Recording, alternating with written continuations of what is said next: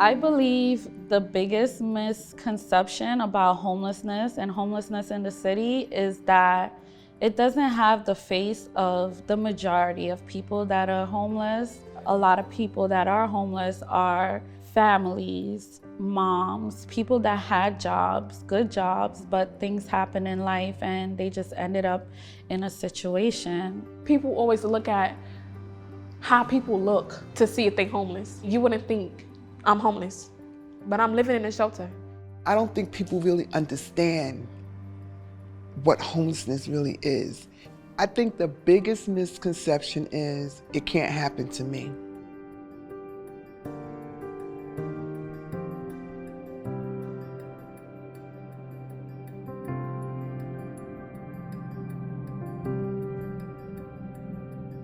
I was a victim of domestic violence. It got to a point that I couldn't take it anymore, and I decided to go to a battered women's shelter.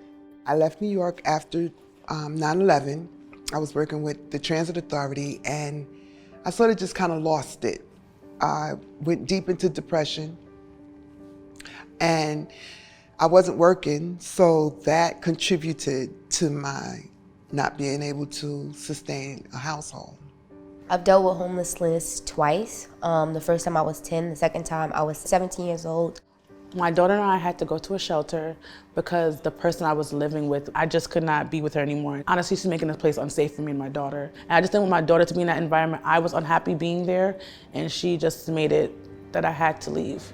I had to become a single parent at the age of 18. I was living with some family members, but it seemed as though there was a lot of overcrowdedness. I was living at home, and I guess, like space gets tight and things happen with families. So I heard about the family shelter and I decided to go.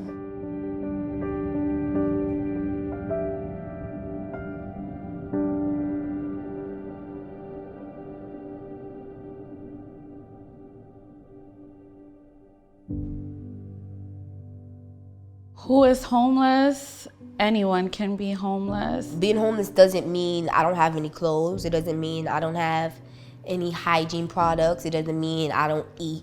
It just means I don't have a house that I can call a home. There are a lot of women with children in the shelter system. There are a lot of families in the shelter system.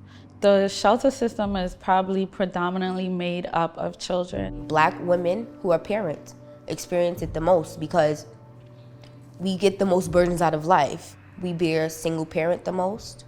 We bear not well-paying jobs the most. We bear financial issues the most. We bear health issues the most. And most of our burdens lead to us with empty pockets. And if you have empty pockets, you're not gonna have no house, so.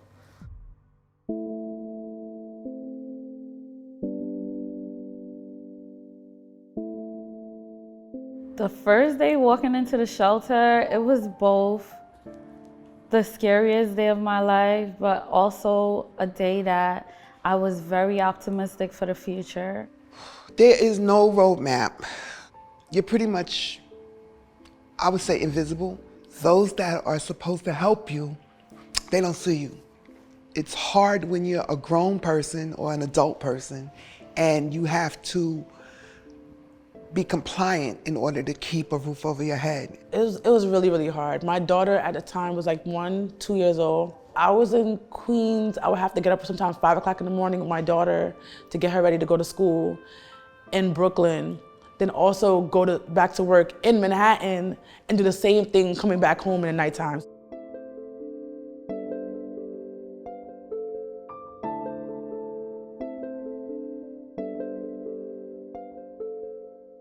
This particular caseworker, she could really relate because she had a set of twins herself. She was just kind of like my mother, and she was the one that told me to go back to school. She was just really, really good with me.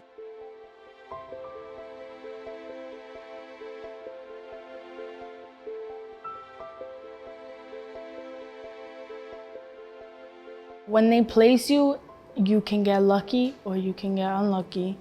In my circumstance, I was unlucky. So the place that I stay in a hotel. Being in one closed room, I find myself like losing my mind. And my son, he's struggling to walk because it's just a room. You can't really do much. So his milestones are not being reached. Although the room was big enough for me to move, it felt like a box because my mind was like stuck in one place. And every time I got there, it felt like sort of like a prison in some form, because you can't go in your own room and do homework, and you can't be a teenager. And all the teenagers I know, even if their life is bad, they can go home and be by themselves in their room. I never had that. So it was really hard because you always feel like even when you try to escape, you can't, because your home is the worst part of the day.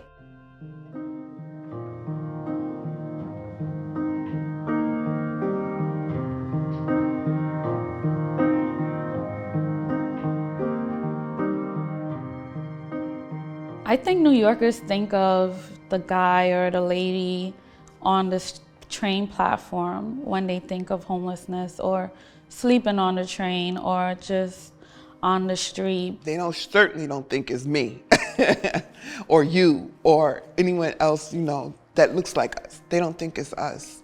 Homeless can really be a person that we see every day at work. And we may not know people's situations, and we may not know people's backgrounds, but you never know, that one person could be going in and out of the shelter every day.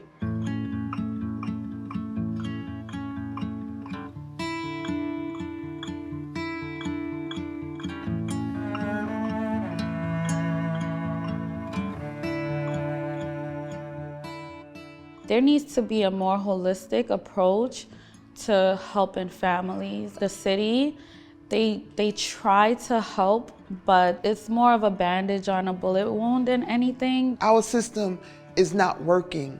Instead of building shelters, why don't you build some low-income housing? So I received the city FEPS voucher, and it's hard because a lot of people don't want to accept vouchers, which is illegal. They either don't accept you, or they just don't want somebody who's in the system. And they also have to stop asking people who have never experienced a shelter life advice about the shelter. You can't change something you haven't experienced. We don't want to be stuck living off the system. We don't want that. We want to be able to have our own and become productive and just live life. Where I am today, I never imagined I would be.